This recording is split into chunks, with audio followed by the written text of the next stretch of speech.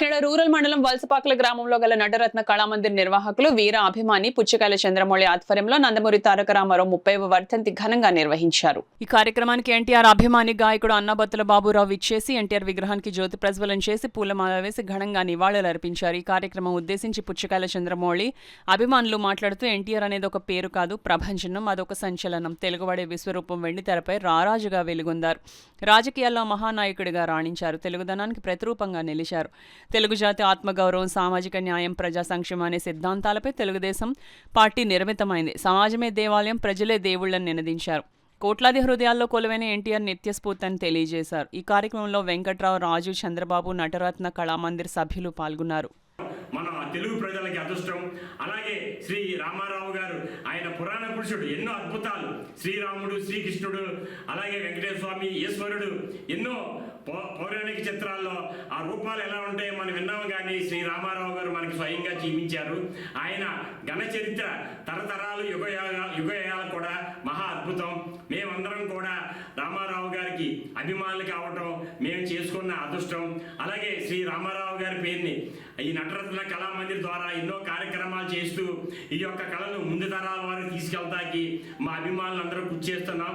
మనందరం కూడా శ్రీ రామారావు గారి యొక్క ఆశయాలు మనం నెరవేర్చాలి. అలాగే ఆ పురాణ పురుషుడు, ఆ కారణ జన్ముడు మన తెలుగువారు అవటం మన తెలుగువారు అందరికీ కూడా గర్వకారణం. ఈరోజు మేము నీతి నిజాయితీ క్రమశిక్షణగా ఉన్నామంటే శ్రీ ఎన్టీ రామారావు గారే కారణం. ఆయన యొక్క అద్భుతమైన చిత్రాలు మేము చిన్నతనం నుంచి చూసి ఆయన సినీ చరిత్ర కానీ రాజకీయ చరిత్ర కానీ మా జీవన విధానానికి ఒక మార్పుగా శ్రీ రామారావు గారు మాకు ఒక దైవ స్వరూపం. ఆయన అందరికీ కూడా దైవం. ఆయన అభిమానులుగా మా జన్మ సార్థకం. చంద్రబాబు గారు, వారి పేరే చంద్రబాబు గారు అండి. అయితే ఇలాగా నా పేరు బాబురావు అన్నాబత్తుల. నేను కోనసీమ వాసినైనప్పటికీ హైదరాబాద్లో ఛానల్గా ఉంటున్నా. నేను విజయవాడ నుంచి ఈరోజు ఈ కార్యక్రమం కోసం రావడం జరిగింది.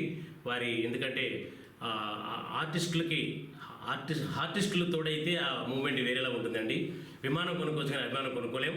మా చంద్రమౌళి గారి అభిమానం అంత గొప్పది. వారి పిలవడం, రావడం, ఈరోజు యొక్క కార్యక్రమాలు పాల్గొనడం, ఈ ఒక మీడియా ద్వారా మిమ్మల్ని అందరినీ కూడా మీతో కూడా మాట్లాడే ఒక అవకాశం కలగడం ఒక అద్భుతంగా, ఒక అదృష్టంగా భావిస్తూ ఆ మహానుభావుడికి ఈరోజు ప్రపంచం అంతా కూడా లేరా మీరు అంటూ, కాదు ఉన్నారు అంటూ టీవీలో, సినిమాల్లో, ప్రతి సెల్లో, ప్రతి దిల్లో నిలిచిపోయిన మహానుభావుడు నందమూరి తారక రామారావు గారు. అందరికీ కూడా ఈ సందర్భంగా వారిని మరోసారి గుర్తు చేసుకోండి మనవి చేస్తూ, చాలా మంది కళాకారులు ప్రాచీన కాలం నుంచి ఉన్నారు. ఆధునిక కాలంలో ఆ నాటక రంగము, కళారంగము సినిమా రంగముగా మారినది.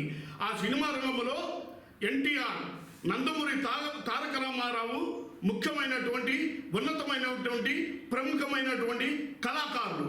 ఎందుకంటే రామాయణ మహాభారతాలని పండిత పామరులను రంజింపచేసిన మహా గొప్ప కళాకారుడు, మహా గొప్ప వ్యక్తి, ఉన్నతమైనటువంటి శ్రీ నందమూరి తారక రామారావు గారికి జై జై హో.